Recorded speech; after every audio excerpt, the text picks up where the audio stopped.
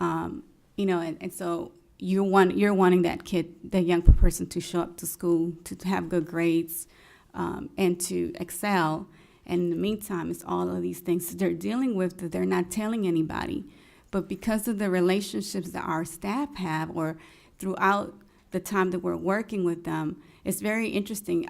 Our young people will connect with someone that's in the program. That whether it's a director, whether it's the academic advisor, whether it's a counselor, they'll connect with someone. And once we're able to see a lot of those different issues come up, we're able to address them through the different resources that we have through the center.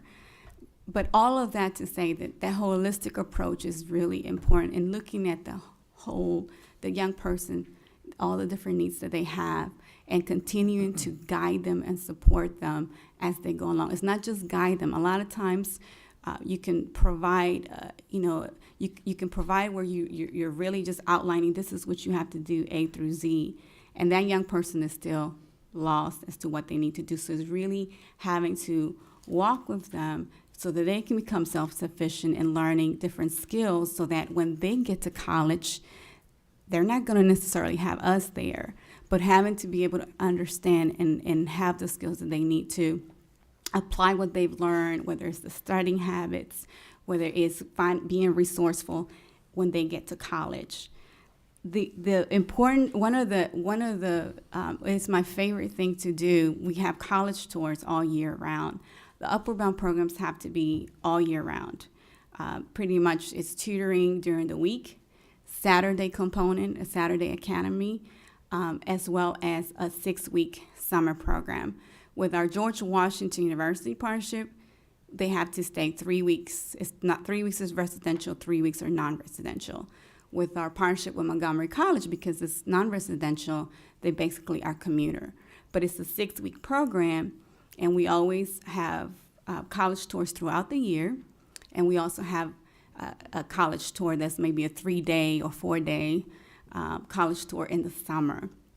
That I have found that has had a lot of impact, because that young person is able to really see themselves, and they really start to understand that they can actually go to college, that they can actually, take the coursework that's there. They start to feel real comfortable. We expose them to different schools. We take them to a small college versus a large college. A college that's really big on sports, a college that's not.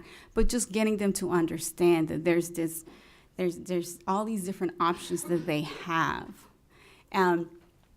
Key thing in guiding a lot of our students, we tell them that it's not about, you don't want to get to a point where you don't have choices, or where it's just basically this is what you have to do. You're working towards having these choices. You're working towards being able to apply to these different colleges and having done all the work all along. Also, it's important, I agree with Mr. Richard about starting with middle school. That transition period is so key. A lot of our young people are very insecure as they're transitioning. We all can remember when we were that age, and it's just a lot of different pressures that we're facing. So that transition is really important, and you see a lot of young people kind of sometimes acting out or just not knowing exactly how to navigate that whole high school. So it's really important to really start them young. I wish sometimes that we can start them earlier than what we're doing, but because a lot of times the criticism has been that when we get with them in high school, it's a little bit, we're a little bit behind. But there's a lot of work that needs to be done as they're transitioning in, and understanding that when we're talking about college readiness, it's not your senior year. A lot of times they're thinking, when we get to our senior year, that's when I'm going to apply to college. It's actually all the work that you have to do before you get to your senior year that is really important. It's, making sure that you are, their attendance, that you are, making sure that you're turning in your homework now, not when you get to your senior year. It's 9th, 10th, 11th, 12th grade, because by the time you're in 12th grade, you're really at that point applying. So it's all of these different things that a lot of times many of us can take for granted, but youth that are first generation to go to college. They just have not had that role modeling for them to be able to see just what is all this process. And the parents often are just really scared about the whole financial piece. So financial aid is definitely something that we address with our parents, that we make sure that we also speak to them earlier on about just the different opportunities as far as taking advantage of different loans, and that most of us have had to take loans. For them, that's just culturally, that's just, you don't put yourself into debt. That's the opposite of what you're trying to do. So it's a lot of educating that we find ourselves doing with our young people and the parents. With the community, partnerships are important. There's just there's aspects because of lack of funding that we may not be able to, to do. But just exposures. We've partnered with a program with a farm. Well, why? Just to once again to expose. We were doing a program with a farm. They had a plantation, but prior to that, just to make that experience real, we were, going to do a couple of sessions before that and discussing some history and then tying it into that field trip.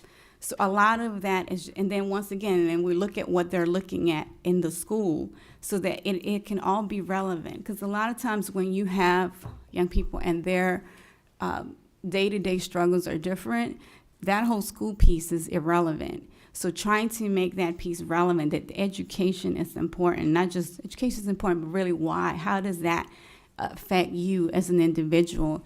Is what we try to do in our program. So while we focus on the academic, while we focus on making sure we're building those relationships with those teachers and getting insight, and there's been times where our high school students don't even know that they have an IEP. It just comes out as it goes. Yes, I saw some frowns. Our students, they were like, I think I know something about IEP. And you're sort of like, okay, let's back up a little bit. So it's all of this is an example about navigating that high school. How does that IEP happen? There's been times where meetings have taken place. Our young people, the parents signs off on something, they're not really aware of what it is. And so they have an IEP. They don't really understand how they can actually use that for accommodations. But we have to look at that when we're advising a student because of SAT prep. We provide SAT preparation. We try to start that at junior year with our young people. We try to do it and expose them to the strategies, testing, and all of that fun stuff. But a lot of times that's kind of when we're learning about some of their insecurities or some of the different challenges they have in learning, and we come to find out that a young person has an IEP at that point.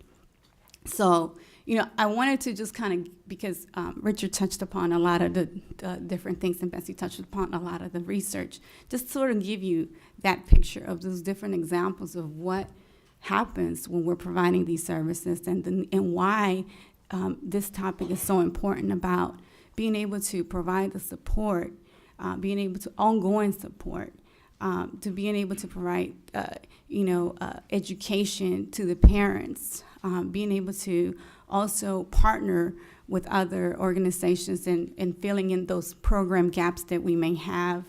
This year, when we have, we also have a workforce program.